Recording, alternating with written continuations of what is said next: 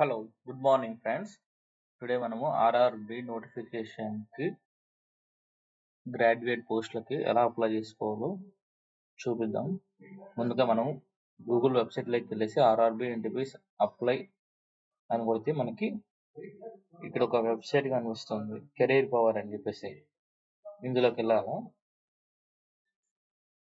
ఇందులోకి వెళ్ళాక మనము ఇక్కడ స్క్రోల్ డౌన్ చేస్తే మనకి కొంచెం నోటిఫికేషన్ కానవస్తుంది. ఇక్కడ నోటిఫికేషన్ కూడా విజిబుల్ లో ఉంటుంది. సో ఇక్కడ ఉన్నది click here to apply online RRB NTPS. ఇక్కడ యాడ్స్ కూడా రావడం జరుగుతుంది. యూజర్ రిక్రూట్మెంట్ కోసం ఇది క్లిక్ చేయాలన్నమాట. సో మనం ఆల్రెడీ ఎగ్జిస్టింగ్ లాగిన్స్ అయితే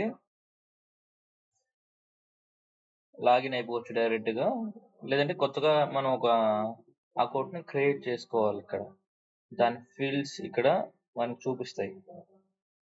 ఈ అడిగిన ఫీల్డ్స్ అవన్నీ క్లిక్ చేసి మనము ఫిల్ చేయాల్సి ఉంటుంది. సో మనకి ఆల్రెడీ ఎగ్జిస్టింగ్ అకౌంట్ ఉంది కాబట్టి మనం లాగిన్ అవుతాం. ఇక్కడ చూస్తే 2 టైప్స్ ఆఫ్ అకౌంట్స్ ఉంది.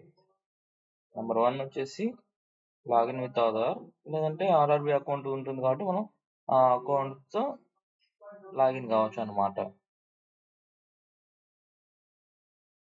సో మనం లాగిన్ ఇక్కడ అవుతాము.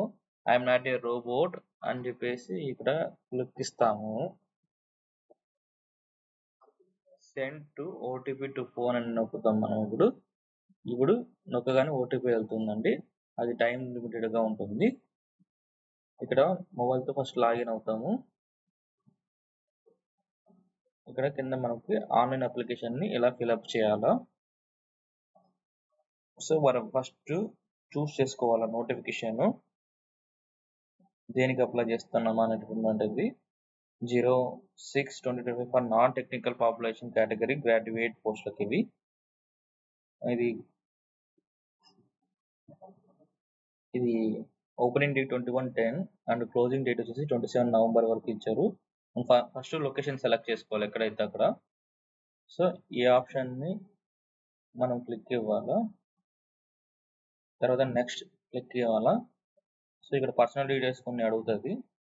మనం ఆల్రెడీ ఎగ్జిస్టింగ్ యూజర్ కాబట్టి ఇవన్నీ ఉంటాయి. వీటిని మనం ఇలా సేవ్ చేసుకోవాలా. డిస్ట్రిక్ట్ నేమ్, క్యాస్ట్, ఏదైతే అది కమ్యూనిటీ క్యాస్ట్ సర్టిఫికేట్స్, ఈ ఇష్యూయన్స్ సర్టిఫికేట్, ఇవన్నీ చేంజ్ చేసుకోవాల్సి వస్తుంది. మనము ఏది ఇప్పుడు చేసారో అవన్నీ లేటెస్ట్ ఇన్ఫర్మేషన్స్ అన్ని సేవ్ చేసుకొని మనము నెక్స్ట్ కేటగిరీకి వెళ్ళాలన్నమాట. ఒకసారి చూడండి, ఇవన్నీ personal details, other details, qualification, profile, documents, ఇవన్నీ చేసినాక ప్రివ్యూ వస్తుంది అనమాట. సో ఇప్పుడు మనం నెక్స్ట్ కేటగిరీకి వెళ్తున్నాం.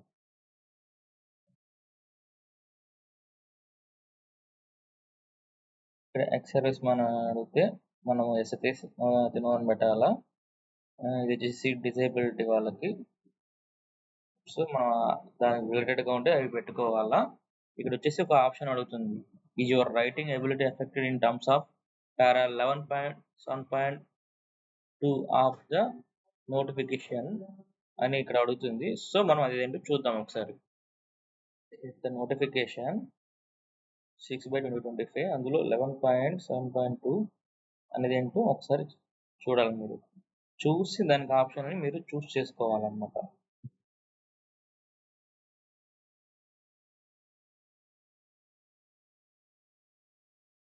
సో ఇక్కడ మీరు చూసినట్టయితే ఇది స్క్రైబ్ కి సంబంధించింది అన్నమాట.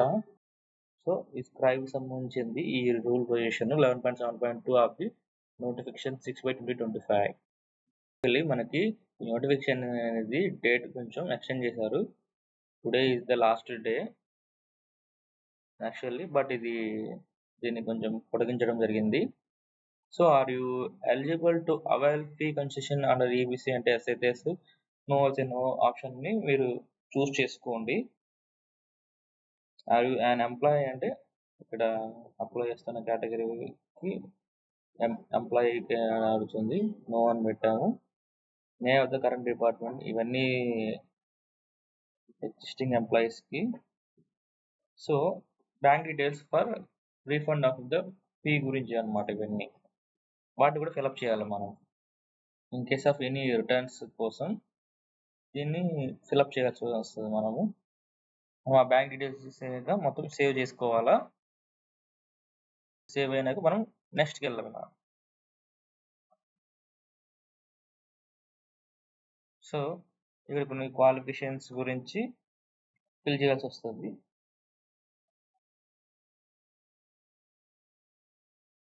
క్వాలిఫికేషన్స్ అనేవి మనం ఫిల్ చేసినాక యాడ్ చేసుకోవాలి మనము.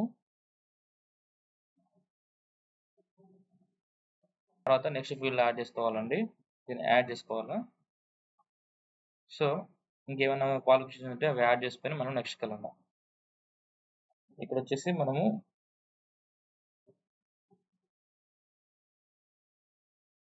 Uploading the profile documents capture with live చేసుకోవాల్సి వస్తుంది.